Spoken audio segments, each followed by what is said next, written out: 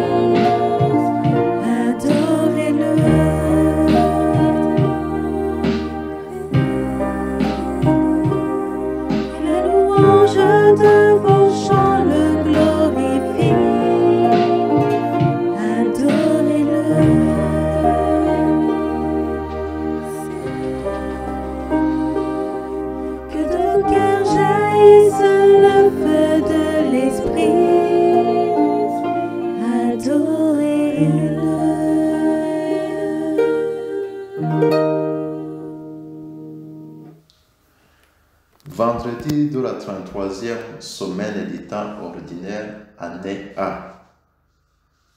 Lecture du jour. Apocalypse de Saint Jean, chapitre 10, versets 8 à 11. Psaume 118. L'évangile de Saint Luc, chapitre 19, versets 45 à 48. Au nom du Père et du Fils et du Saint-Esprit. Amen. Évangile de Jésus-Christ selon Saint Luc. En ce temps-là, entré dans le temple, Jésus se mit à expulser les vendeurs. Il est déclaré, il est écrit, « Ma maison sera une maison de prière. » Or vous en avez fait une caverne de bandits. Et il était chaque jour dans le temple pour enseigner. Les grands prêtres et les scribes, ainsi que les notables, cherchaient à le faire mourir, mais ils ne trouvaient pas ce qu'ils pourraient faire. En effet, le peuple tout entier, suspendu à ses lèvres, l'écoutait. Acclamons la parole de Dieu. Louange à toi, Seigneur Jésus.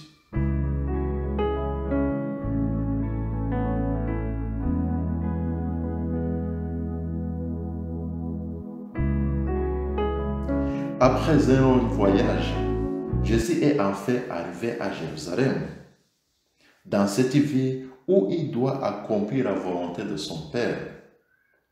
C'est dans cette ville qu'il doit manifester la gloire de Dieu.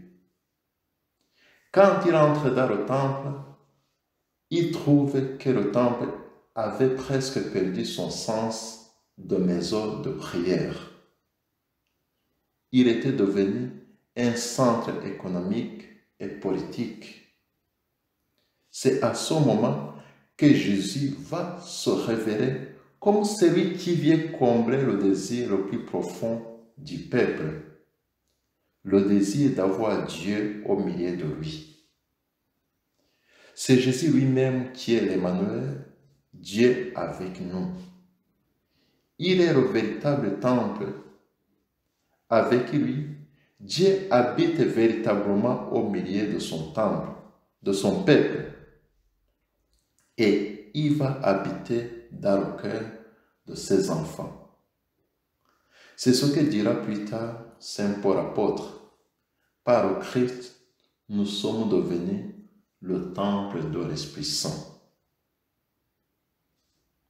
Étant donc conscient d'être le temple de Dieu, aujourd'hui, examinons-nous pour voir ce que nous faisons de ce temple. Est-il vraiment une demeure de l'Esprit Saint? Quelle place occupée par Dieu dans notre vie? Demandons la grâce d'être les vrais temples de Dieu. Laissons Dieu remplir notre vie et la guider. Amen. Prions. Pour qui t'aime, Seigneur, tu as préparé des biens que rien ne peut voir. Répands en nos cœurs la faveur de ta charité, afin que t'aimant en toutes choses et par-dessus tout, nous obtenions de toi l'héritage promis qui surpasse tout désir. Par Jésus, le Christ, notre Seigneur.